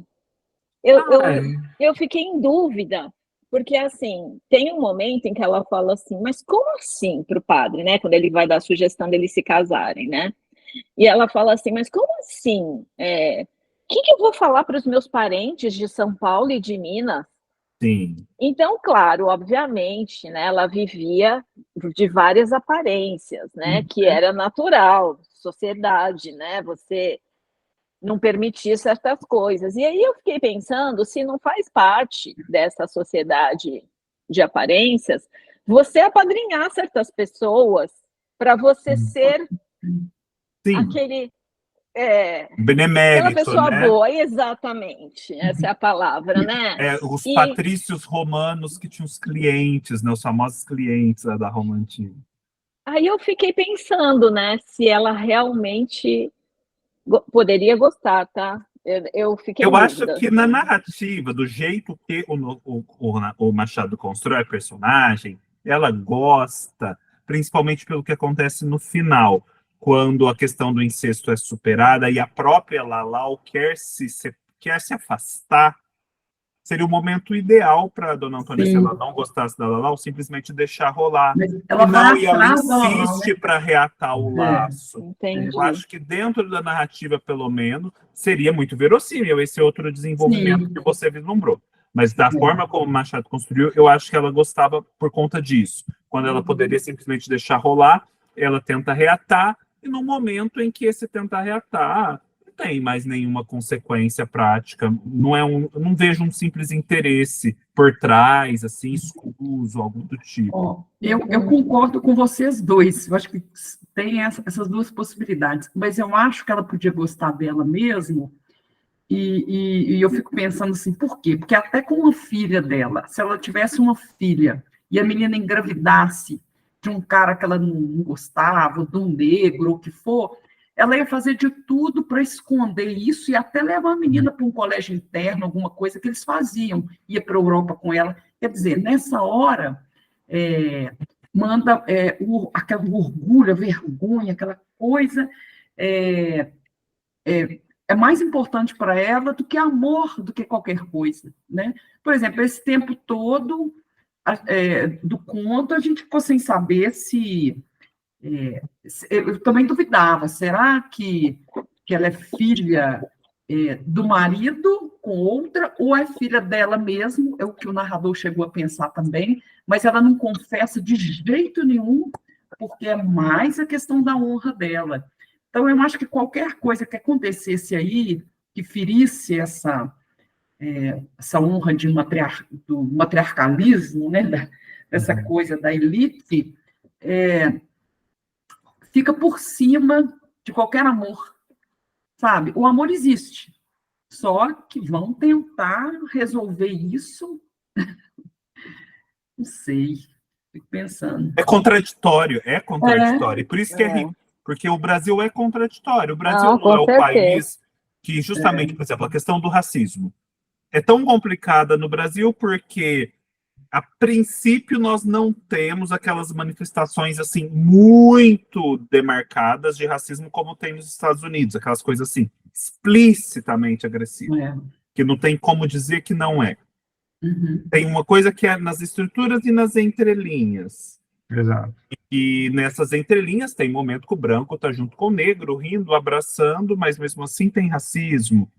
Então, acho que a alma nacional, né, que é a Machado Racismo explora um pouco estrutural aqui, é mesmo. por si só complexa por conta dessas contradições, assim, que convivem e que você não sabe qual dos dois lados é o genuíno, ou se os dois são genuínos ao mesmo tempo, apesar de serem antagônicos. É. E Clésio, e você? Eu adorei Machado de Assis, adorei. Também. Eu gosto de Machado, gente. Eu sou Machado de carteirinha. Eu adoro. E assim, tinha muito igual o Lucas, eu também havia muito tempo que eu não lia Machado de Assis. Então, para mim, foi um retorno, gente, um retorno, e um retorno maravilhoso. E o que mais me encanta do Machado de Assis é a linguagem, e a linguagem que ele tem, e a forma que ele constrói o texto, sabe? Isso me encanta sempre. E uma coisa que eu percebi e que eu notei foi a importância do personagem ser um padre. Machado de Assis poderia ter escolhido tantas outras pessoas, profissões, mas ele escolheu um padre. Então tem um motivo. E aí eu pensei no seguinte: o padre, por sua missão e por sua profissão, ele tem que resguardar as informações que ele recebe. Então, seria em alguém em quem se pode confiar totalmente. Uhum. Como que você não vai chegar num padre e contar a sua vida para ele? É um padre, ele não vai contar para ninguém. Entendem? Então, é o padre que foi escolhido para ser o personagem principal da história, né, que conduz todo o fio narrativo, é ele que conduz. Então, eu achei isso fantástico também. E Legal. eu acho que a Dona Antônia, ela gostava, como o Lucas falou, mas há um limite. E esse limite, ele é exposto. Ele é demarcado no texto. Eu gosto dela, mas Mas, para ser esposa do meu filho, então tem um conflito de classes aí, entende? Mas assim, a gente tem que pensar também, ó, momento defensor da Dona Antônia. uhum. Ela não quer o casamento, mas no final ela tá até aceitando o casamento. É Teve esse Sim. é momento. verdade. Ela É foi verdade. atrás, não é? Ela não pegou Foi. uma carrocinha lá, que eu esqueci o nome, e foi atrás. Foi. Nossa, esse livro aqui ele tem vários termos que o Machado de Assis usa, tem vários tipos de transporte da época. Isso. Carroça, Ah, caleche. é. Nossa, mas Sege. Sege. Sege, né? Nossa, eu não consegui. Ele foi explicando, eu não consegui Sei qual que distinguir é. nenhum do outro. Para mim era tudo igual, mas tem vários. Sim. Tem vários. E aquele paralelismo, não sei se vocês leram, né, o texto do John Gladstone com a história política do país, né, como os erros do Dom Pedro I, seriam os erros do ministro que faleceu, o Dom Pedro II, que teria que botar ordem na casa e sofreu os erros do pai, seria o Félix. Eu acho que é muito bem engendrada essa estrutura. Sim. Eu preciso ler esses textos. Você sabe que eu esqueci que você tinha colocado lá, eu não anotei e eu acabei não lendo. Então, acho que são importantes também, né? Então, Denise, por mais que eu fale bastante deles na resenha, eles vão Aham. muito além do que eu falei, porque eu não dei conta de reproduzir tudo ali, que realmente é muito detalhado. Então, vale a pena, mesmo tendo assistido a resenha. Vale a pena ler. Então, eu só queria fazer aqui um paralelo que eu lembrei quando, em relação à menina, né, a Lalau, porque ela é quase da família, né? É aquele negócio, né? É como se fosse da família, né? E aí eu lembrei, Lucas, daquele livro da Zulmira Ribeiro Tavares, O Joias de Família, porque ela tem aqui, por sinal, eu li por sua indicação, quando ela fala, ela tem lá uma empregada que trabalha com ela desde a vida inteira, né? A empregada da vida inteira, que ela diz que é amiga, né? Que, lógico, ela é como se fosse da família. Eu até marquei um trecho aqui, eu posso só ler, porque eu achei assim que me lembrou demais, né? Porque ela fala assim: em algumas circunstâncias, isso quer dizer exatamente o que enuncia, que Maria Preta é como se fosse da família. Em outras, que Maria Preta não é como se fosse da família, uma vez que não é da família, é apenas como se fosse. E eu acho que isso Genial. é genial, não A é? Zulmira é genial. Aí você releu, já me deu vontade de ler a Zulmira. Não, então, e aí, né, continuando nessa seara, eu queria dizer, vocês já leram Carneiro Vilela? Não. Pelo amor de Deus, leiam, porque ele é maravilhoso. Ele é um crítico da sociedade. Eu fiquei procurando o livro dele, que eu queria mais coisas, que foi o que escreveu A Emparedada da Rua Nova, que se tornou até uma série. É brasileiro. Brasileiro? Carneiro Vilela? Carneiro Vilela. Legal. Ele é, acho que, de Pernambuco, se não me falha a memória. Mas eu ria com o texto, na verdade, é um texto até trágico, né? A gente falando da emparedada, né? Mas não sei se vocês lembram que teve uma minissérie com esse nome. Mas, gente, é tão engraçado e, ao mesmo tempo, é tão genial, porque ele é muito irônico, ele é mordaz, sabe, na crítica que ele faz da religião, da sociedade, e eu achei excelente. Assim, eu até entrei em contato com a Universidade Federal, que eu acho que é de Pernambuco, que eles tinham teoricamente, 2 outros títulos deles, eu só consegui um, porque o outro estava em falta, que é o Esqueleto. Mas eu amei, assim, eu super Peraí, recomendo. você leu A Emparedada? Eu li Emparedada. Eu lembrei daquele conto do... É do Cortázar, não? É de quem? Que o gato empareda. Coloca em Ah, parada. o Gato Preto, né? Do gato que ele põe na parede, né? Gato Preto. Eu esqueci de... É É do do... Paul. É do Paul. É do Paul. Isso Esse mesmo. Emparedado da Rua Nova, a gente na Amazon tá difícil de achar, mas no site da CEP, CEPE, que é aquela Isso. editora de Pernambuco excelente, que tem vários livros muito bons, dá para comprar ele, as edições deles são muito boas, tá tranquilo de achar. Acabei de ver aqui. Foi com eles Emparedada que eu da Rua entrei em Nova. contato. Eles tinham mais 2 livros deles. Eles lançaram o Esqueleto e eles lançaram mais um, que agora eu não vou lembrar qual era o nome, e infelizmente não tinha mais o Esqueleto. Mas, enfim, porque sabe quando você conhece um autor e você fala, ai, quero ler mais, por favor, publiquem, Eu sei. publiquem. Essa editora CEP, vale a pena acompanhar eles nas redes sociais e visitar o site deles. Tem muita coisa boa que sai por lá. Muita coisa boa. Eles que dirigem aquele suplemento Pernambuco, também uma revista literária que hoje tem uma difusão nacional, e a editora deles é muito boa. É muito, muito boa mesmo. É um calhamaço, né? 518 páginas. É mesmo? A Emparedada da Rua Nova. Nossa, nem lembrava disso. Na verdade, eu, na época, não sei se eu comprei o e-book ou se eu já tive o livro, não lembro. O e-book agora. tem na Amazon. O e-book tem na Amazon. Eu devo ter comprado o e-book, eu acho, na época, porque eu acho que eu não tinha o livro físico, que é até uma capa de um sapato, uma coisa assim, né? Mas desculpa que eu saí aí, mas é porque eu acho que tem uma relação. Achei muito interessante. Eu gostei muito da Dona Antônia, tá? Eu devo dizer que, assim, é a personagem que eu mais gostei Também gostei. nessa história do Machado. Eu achei ela super coerente, assim, eu achei a construção dessa personagem. Uma personalidade muito distinta. Muito. Né? Aquele Ares de rainha o tempo todo, né? Sim. E eu achei interessante, o John Gladson fala, né? Como no Machado, ele até se pergunta, o Machado, ele como que defende um matriarcado? Porque é comum essa figura da mulher que está comandando um lar, né? No Dom Casmurro vai acontecer também.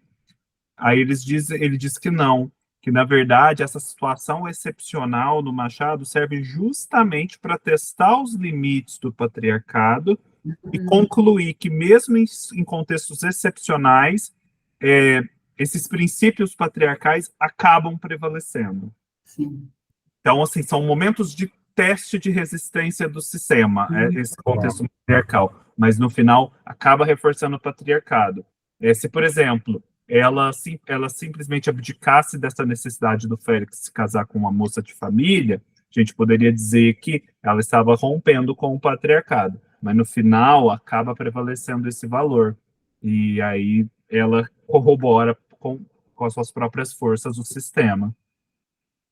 Agora, eu achei legal também a questão do padre, que depois ele se pergunta no final também, né? Quem sabe se eu me meti e tal, assim, é porque realmente eu estava interessado na Lalau e eu não queria a felicidade dos dois, né?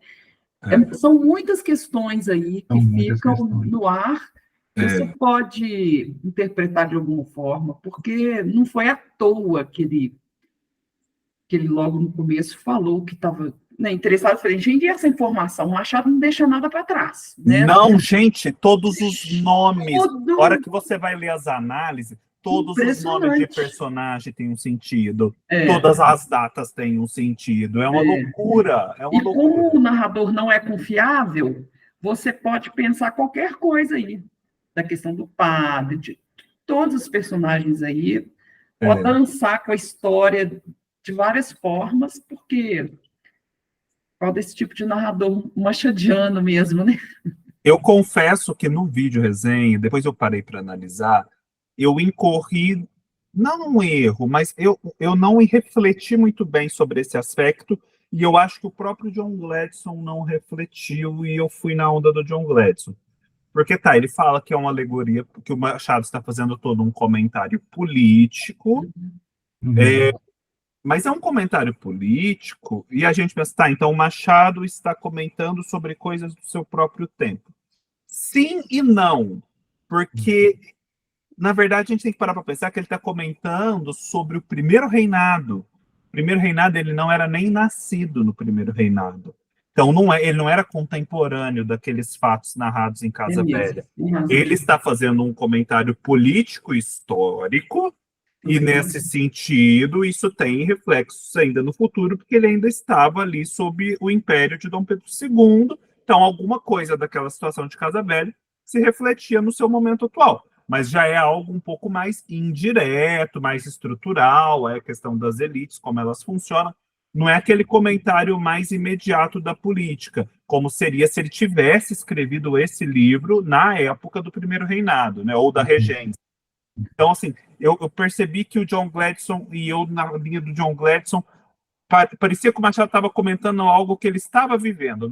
Não é, ele está comentando algo do passado. Então, é algo político, mas é algo político histórico. Não é aquela política do dia a dia de agora. Eu percebo também muito mais palpável o social do que o político. Sim. Eu acho que eu consigo perceber o social quase que 80% da obra, e o político sendo deixado apenas de lado, ou mencionado apenas. E porque o tempo inteiro a gente tem esse embate da Lalau ser de uma classe inferior, e para que ela pudesse se casar com alguém da mesma classe social dela, a sugestão lá do menino que é o criador de porcos, né? O filho lá do fazendeiro, eu não vou me lembrar agora, mas era alguém que estava ali na mesma posição social que ela. E ao passo que o Félix, ele estava, né, numa posição social acima, então ele precisava de alguém à altura. Então, eu acho que o social, eu percebo mais o social que o político ali. E, ao mesmo tempo, eles percebem assim, mas a Lalau, como que ela vai casar com aquele moço, Vicente? Como é que ele chamava? Eu não lembro mais o nome. É parecido com isso. Era um V, começava com um V. Como é que ele vai, vamos dizer que é o Vicente, como é que ela vai casar com o Vicente, sendo que ela Vitorino. já teve... Vitorino. Eu sempre lembro a primeira letra. Como é que ela vai casar com o Vitorino se ela teve a educação que ela teve? Seria judiar dela também, porque vai obrigá-la a conviver com a pessoa inferior, sendo que a ela foi dado esse gostinho do que é superior. Então, acho que nisso também tem um comentário do tipo, então é melhor nem educar as classes inferiores, senão necessariamente elas vão precisar de mais, porque ninguém que pôde experimentar do que é bom, depois vai se conformar com o que não é bom. Exato. Agora, no final, é esclarecido isso, né? Eu achei até um pouco... Eu não sei o que vocês acham, mas a única coisa que eu achei que não soou bem é que foi justificado isso no final. Falou que não, que o Vitorino, ele foi uma opção dele não ser doutor. Tipo assim, parece que ajeitou as coisas ali. Esse finalzinho que eu não sei o que vocês acharam, não. É como se assim, a obra toda, o Vitorino era só aquele, né, aquele cara da... braçal, medicação, e tal, e no final, não, ele escolheu, isso eu não gostei. E outra coisa que ficou assim, que para mim, eu acho que ficou aberto, assim, que eu não gostei muito, mas eu quero que vocês me expliquem, por que essa menina, a Lalau, foi tão firme em falar, desistir da parada, vou casar com o Vitorino. O que vocês acharam disso? Ela teve um senso de orgulho ali, eu acho, né? Eu acho que ela, assim, uma coisa importante, é um aspecto que eu acho que eu também nem abordei na resenha. A memória que ela tinha da mãe foi maculada por tudo aquilo. Então, o que ela tinha de mais precioso, que era a memória da mãe, foi vilipendiada. Assim, a mãe foi vilipendiada na época e essa memória que ela tem dela foi vilipendiada em retrospecto. Então, assim, o que ela tinha de mais precioso essa dignidade que ela tinha de ter essa mãe bacana foi destruído. Então, mas assim, ela acho que computa isso e pensa, no final, acho que minha mãe também foi vítima. Sim. Aquele homem devia ser mais poderoso, etc., aliciou ela. Então, eu não vou me envolver com essas pessoas que corromperam ou ao menos tentaram corromper minha mãe. Então, para honrá-la, eu vou me manter na classe social na qual nós estamos desde o princípio. É uma forma de honrar a mãe, a memória da mãe, que foi vilipendiada. Porque, na verdade, ela fala, isso eu não dito, não é isso? Porque eu também pensei nessa questão, mas a desculpa que ela dá é que o ministro lá, né, já que o ministro, quer dizer, como ela não aprovou as atitudes do ministro, aí ela ficou assim, eu não quero me envolver com essa família, né? É verdade. Ela dá uma resposta a nessa questão, nesse sentido, ela dá uma resposta num diálogo com o padre, e é muito interessante. Eu achei aqui, eu posso ler? Ótimo. Claro. Olha só o que ela fala, gente, que interessante. O padre olhou assombrado para ela, né? Olhei assombrado para ela. Essa palavra é de orgulho, disse ele no fim de alguns instantes. E aí a Lalau respondeu: orgulho? Não. Eu não sei que coisa é o orgulho. Sei que nunca estimei tanto a ninguém como a minha mãe. Não lhe disse isso mesmo uma vez? Gostava muito da mamãe. Era para mim na terra como Nossa Senhora no céu. E esta santa tão boa como a outra, esta santa é que, não, perdoe-me. Orgulho? Não é orgulho, é vergonha. É vergonha, creia que estou muito envergonhada, e sei que era estimada na casa velha e seria feliz ali se pudesse sê-lo, mas não posso, não posso. É mesmo, eu tinha esquecido. Agora, Realmente, Clésia. É uma vergonha, mas eu acho que ela ainda está tentando preservar a honra da mãe, né? Sim, Tipo, sim, aquela sim. vergonha, o orgulho, né? Tem que ter vergonha na cara, uma forma de ter orgulho, né? De se preservar. Sim. E ela, que era tida como uma classe inferior e tal, ela manteve uma dignidade, né? Manteve uma dignidade, e ela foi firme na dignidade dela. No final das contas, ela disse, não quero mais, não posso. Pois é. então, outra coisa, eu acho que sim, ela é firme, mas o Félix é um pateta, né? Um patetão. Gente, E É aí, um bobão, né? e aí, assim, eu não falar do consegui Félix. achar que eles realmente estavam tão apaixonados assim. Ela eu até, ok. Mas ele, tipo, o cara chegou e falou, o padre, né? O cara.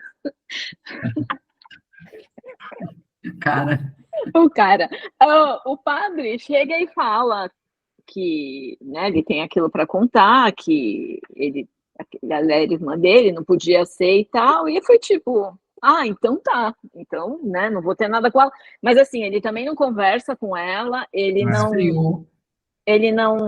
simplesmente para de falar, porque o que é para mim é muito pior, né? Porque você tá apaixonado por uma pessoa, você não tem um diálogo, né? Você simplesmente, tá, então eu vou evitá-la, porque eu não posso ter nada com ela.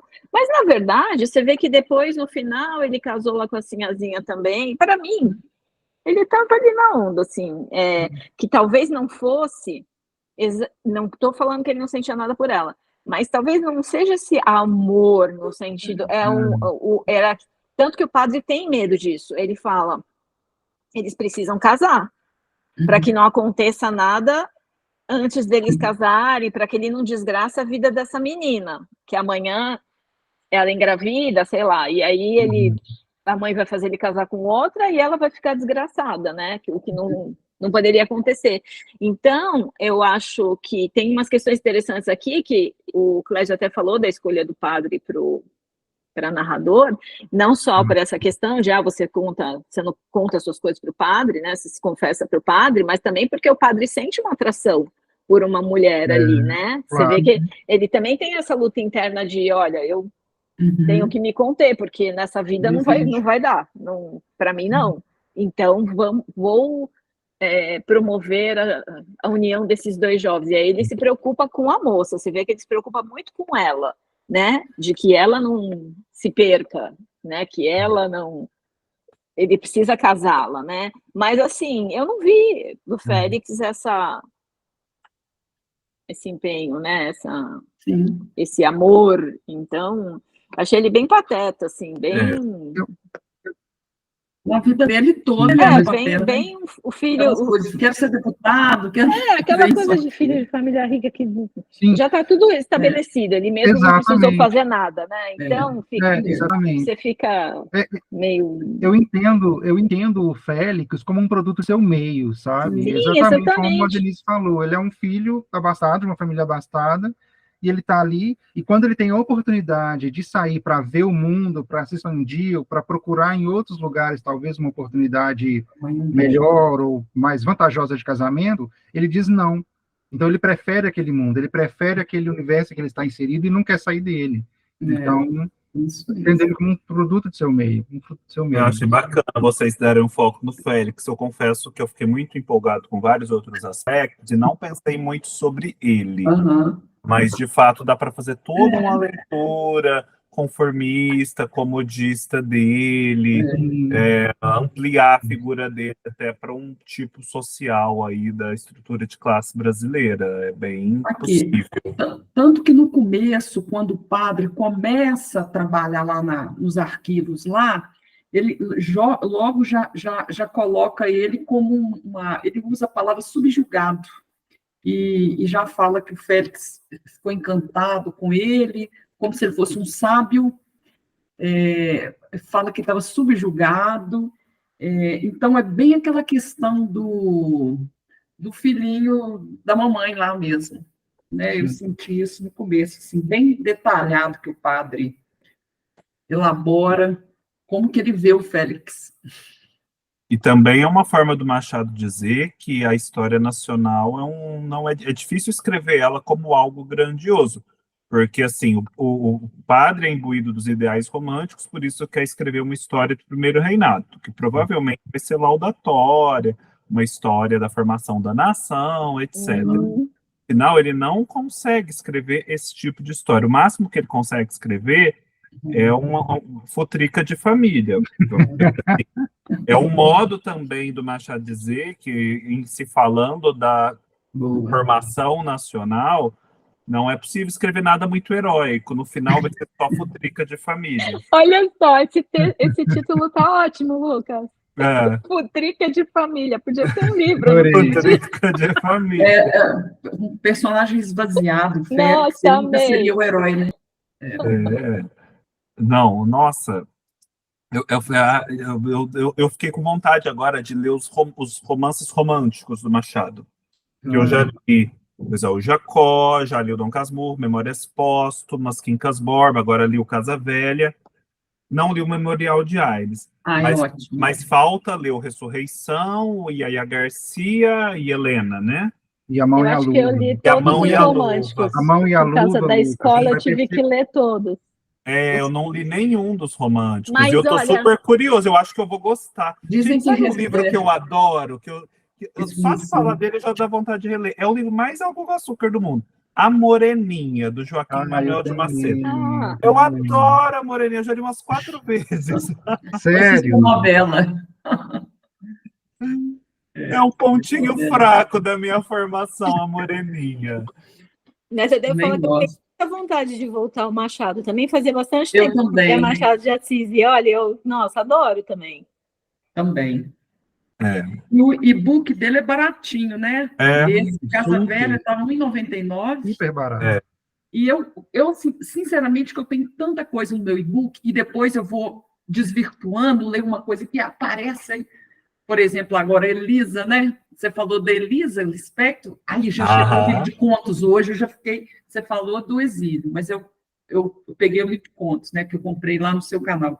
E aí fica essa confusão, eu não tenho uma linha. E aí vai ficando. Aí eu não sabia que eu tinha tudo do Machado, que eu deve ter comprado a R$ 9,90, se eu não me engano, todos os romances. Olha, eu nem lembrava. Olha para você ver. Porque ficava nessa misturada. Você tem aquele box do Machado, Lucas? Não tenho. Do Machado eu tenho livros esparsos, até tenho uma boa quantidade, mas eu não tenho nenhuma coleção completa ou quase completa. Eu acho que naquele box tem os romances românticos dele. Eu tenho, o Helena eu tenho, eu comprei aquela edição da Antofágica, preciso ler agora, mas os outros eu não tenho, não. O Ressurreição eu tenho, eu comprei o Ressurreição, porque quando eu li o Dom Casmurro, eu li aquele livro da Ellen Caldwell, né, que propôs aquela nova leitura sobre Capitu, que é o Otelo Brasileiro, o Dom Casmurro de Machado de Assis, né? Ah, mas tem um outro nome aquele livro. Nossa, esqueci. Vou pesquisar aqui. Mas, enfim, lá ela faz muitas comparações entre o Dom Casmurro e esse primeiro romance do Machado, que é o Ressurreição. O Otelo Brasileiro de Machado de Assis é o nome do livro. É maravilhoso. Compara Dom Casmurro com o Otelo de Shakespeare, mas também compara com esse romance Ressurreição, que é o primeiro dele. Aí eu comprei na época um livrinho Ressurreição. Mas, eu tô tentado agora com aquele box da Todavia, mas aquele lá eu vou deixar para mais tempo, assim. Que custa R$1.000. Aham. R$1.000? Tem também Mil um e Relíquias tanto, de né? Casa Só Velha, 1.000 né? não, é 1.000 e tanto. Gente, sério? É que tem tudo, tudo, e com coisa crítica, perfeito, assim. Isso seria bem legal, né? Não, meu Deus. O da Nova Fronteira também é completo, mas a Nova Fronteira tem aquele papel que o povo não gosta, que a gente às vezes não é tão confortável de ler. Eu não reclamo do papel da Nova Fronteira. Eu tenho a obra do Machado toda em box, que são os contos, os romances e as crônicas. Mas olha só, tem uma falha que é nos romances já não tem Casa Velha. Ah, tá. Não, eu falei errado, Clésio. Eu falei Nova Fronteira, mas eu queria dizer Nova Aguilar. Ah, sim, que é o papel Bíblia. Isso, Muito fininho? isso. Fininho. No meu e-book eu acho que eu tenho quase tudo aqui. História com data. Tem tanta coisa. Machado não tem desculpa para não ler, não. Mas dá para encontrar, né? Não tem... Realmente. Mas, gente, agora uma coisa eu posso dizer. Aqueles textos que eu extraí e disponibilizei, eu extraí daquela edição da editora Garnier. São as edições mais antigas, mas você ainda encontra vários títulos do Machado publicados por ela. Se as outras edições forem como essa, com textos daquele nível, são edições excelentes, porque são muito alto nível. Muito alto nível mesmo. Então, se as outras tiverem textos semelhantes, vale muito a pena. Vale dar uma olhada. Garnier. Você sabia, Lucas, eu tinha vários livros esparsos da editora Garnier. E, além da edição ser muito boa, os livros eram bem editados, tinham, inclusive, ilustrações e tal. Tinha um texto de apoio, texto crítico. Todas as edições tinham. Todas, então, né? Olha só que legal. Eu me desfiz dos livros porque eu tinha comprado os box, aí eu não queria ficar com o livro repetido, mandei os outros livros. Não, e eu tô para te falar que são textos, assim, antológicos, do tipo que vive sendo citado por outros estudos e que não foram publicados em outro lugar depois. São coisas realmente preciosas. E Clésio vai atrás deles. Não vou não, Dina, não vou não. Agora eu tô vendo. Eu vou esperar o Lucas disponibilizar para a gente. O problema aqui em casa é espaço, eu não sei o que eu faço. Eu não estou querendo fazer mais armário, então eu falo, ai meu Deus, aí eu já parti para o e-book há um tempo, assim, algumas coisas, porque pelo menos cabe, né? No Kindle. Mas, gente, eu acho que esse foi um dos encontros mais ricos. Depois eu vou, para quem não compareceu, eu vou enfatizar isso, porque às vezes, mas eu vou assistir ao encontro gravado. Eu acho que esse nosso vale super a pena assistir ao encontro gravado, que todo mundo vai aprender demais. E gostaria de agradecer vocês. Então, o livro da Lígia eu vou enviar para a Denise em breve. Obrigada. E, assim, conforme forem vindo esses livros repetidos de editoras, gente, são novinhos, geralmente são títulos interessantes, eu vou compartilhando com vocês, tentando privilegiar quem vem aqui aos encontros, até como uma forma de incentivo. Então, esse mês, né, nós continuamos lendo Dublinenses, salvo engano, mais 3 contos, está marcado lá no Apoia-se certinho. E já tem a nova data, eu já divulguei o cronograma do nosso próximo encontro, e a gente vai ler, esse eu estou muito empolgado, mas assim, empolgadíssimo. A gente vai ler A Casa de Bonecas, do Ibsen, Sim. E o livro que a Elfriede Jelinek, né, que também é uma ganhadora do Nobel, austríaca, escreveu continuando esse livro. Então, também uma peça de teatro.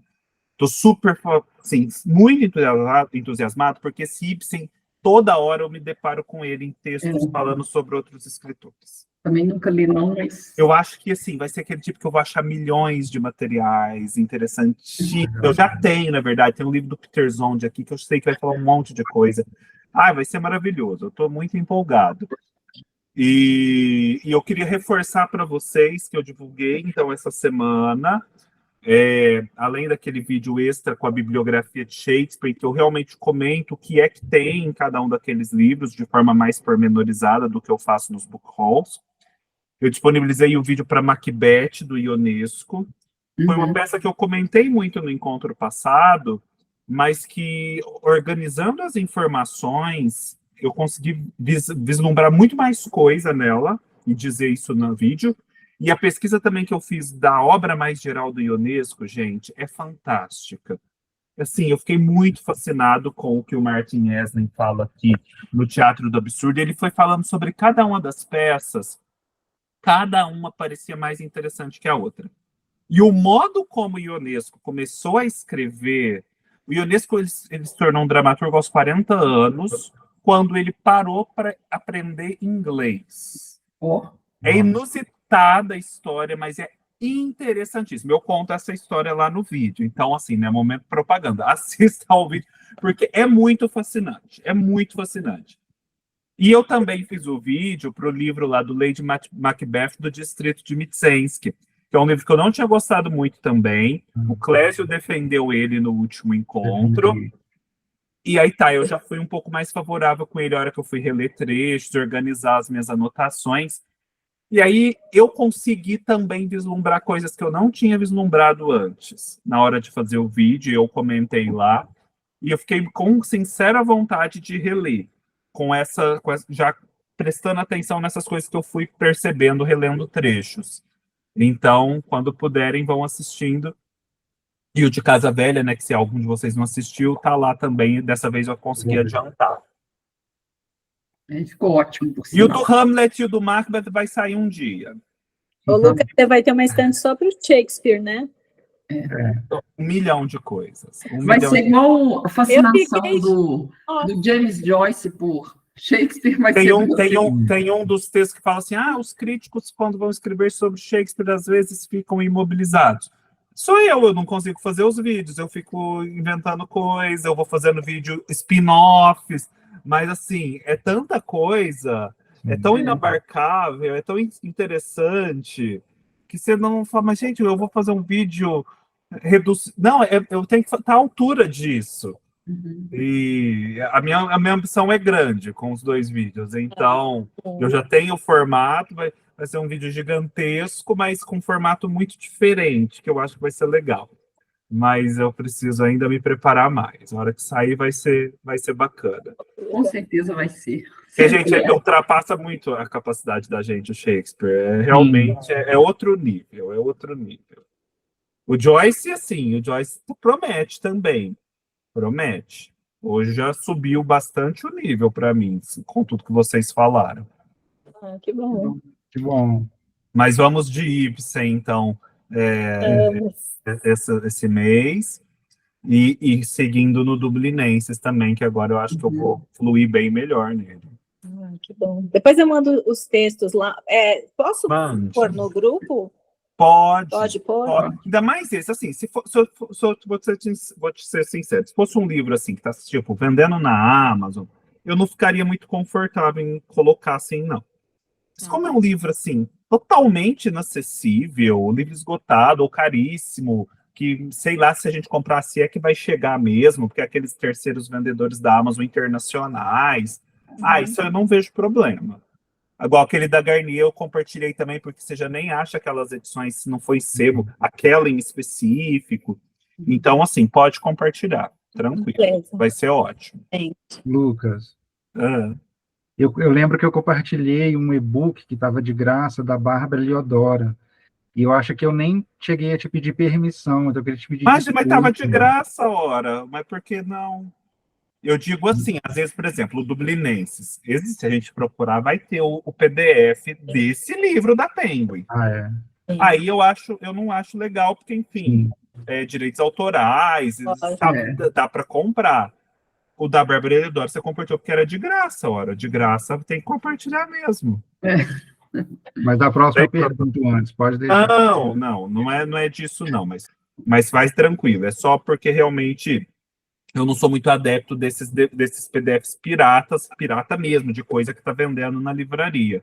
Uhum. Mas esses textos, assim, ainda mais críticos, que vão se perdendo, que são quase inacessíveis. Isso aí Esses são bem difíceis de encontrar, né? Até isso, imagina, esse estudo sobre James Joyce, essa mulher que escreveu isso, não escreveu isso para ganhar dinheiro, provavelmente. Ela quer ser conhecida e lida, mais do que qualquer coisa, né? Editora universitária, eu estava vendo, de Princeton. O importante é ser referida, né? Quando a gente for divulgar a ideia dela, dizer que foi ela que pensou aquilo. Mais do que comprar o próprio livro. Certeza. Mas é isso, gente. Desejo Muito obrigada. uma Muito ótima obrigada. semana, foi um encontro riquíssimo. Eu adorei. E um ótimo mês de maio para nós todos. Para nós todos. Adorei conhecer Obrigado. vocês também. Por favor, Dina, Sim. se você não vier, você vai ser punido. Venha sempre, Dina. Venha sempre. Obrigada, gente. Muito E foi obrigada. excelente, muito bom mesmo. Que bom, adorei também. Boa semana, pessoal. Para Obrigado. vocês também. Tchau. Tchau. Gente.